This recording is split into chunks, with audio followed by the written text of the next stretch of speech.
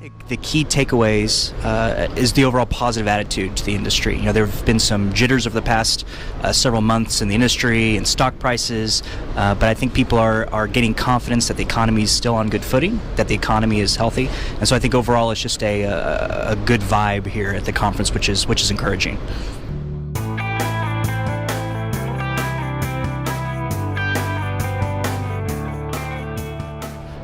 Consolidation is an interesting topic. It's one that's particularly pertinent with the recent combination of Starwood and Marriott, and it's a discussion that people are really they're really talking about of what's the next steps. What's interesting about consolidation is that it typically hinges on a couple of issues. One of them are social issues. Is there a management team that's willing to step aside? And that's always kind of questionable. You need to have a real reason to be able to do that. I think what is also, especially on the asset side within the hotel business, are the debt markets. And right now the debt markets probably aren't quite healthy enough in order to handle large consolidation. So while consolidation makes sense from an operating and scale perspective, I think probably, or at least in the near term, the next 1 to 2 years, we may not see as much as people are talking about.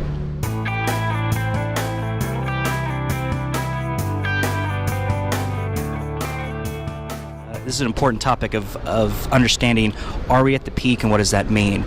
Even using the term peak, I think implies a short period of time, and I don't think that's necessarily the case. I think you can be at a relative peak for quite some time. If you look back to previous cycles, it can take many years, 3, 4, 5 years at high occupancy and strong ADR growth. So what we tend to really spend our time looking at is credit.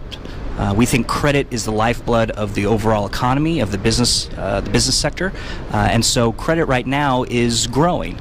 It's not tremendously growing. You're not seeing any asset bubbles, but it is something that we watch. We particularly watch an interesting factor, which is the Fed Senior Loan Officer Survey, which is something that not a lot of people in the hotel business may be familiar with, but it's a survey that banks do with the Federal Reserve and talking about their own credit and lending practices. And right now you are seeing some tightening in that space, and so I think more than anything else we're watching credit, and what happens with credit we think happens with a broader economy.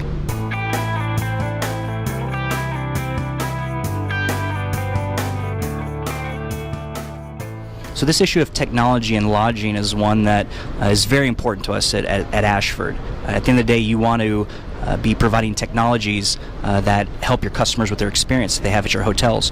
One thing we're particularly excited about and have spent time supporting is an initiative called OpenKey.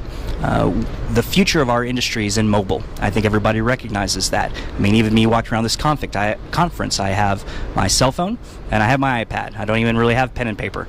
And I think that's the way it's going to be in the future. And so one of the things that we're excited about is how can we give guests access to their hotel rooms without ever having to go into the front desk. When they come in late, like I did last night from Dallas, and you're getting in at midnight, you don't want to go to the front desk, you're tired, you just want to go to get your room. The problem is that across all the various brands, everyone has their own initiative.